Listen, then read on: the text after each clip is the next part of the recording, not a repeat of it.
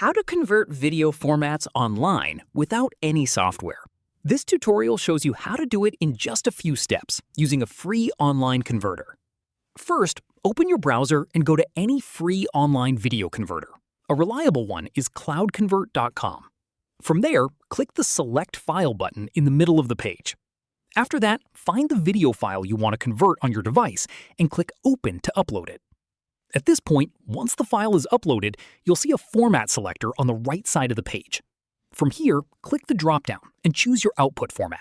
For example, if your video is already in MP4 and you need it in MOV, AVI, or MKV, just select that from the list. Following this, once you've selected the format you want, click Convert to start the process. After that, wait for the conversion to finish. The time it takes depends on how large your file is. From here, once it's done, a download button will appear on the screen. Click it and the converted file will be saved directly to your downloads folder. Finally, head to your downloads folder to confirm the file is there and ready to use. Keep in mind that free online converters usually have a file size limit, so if your video is very large, you may need to use a desktop app like Handbrake instead.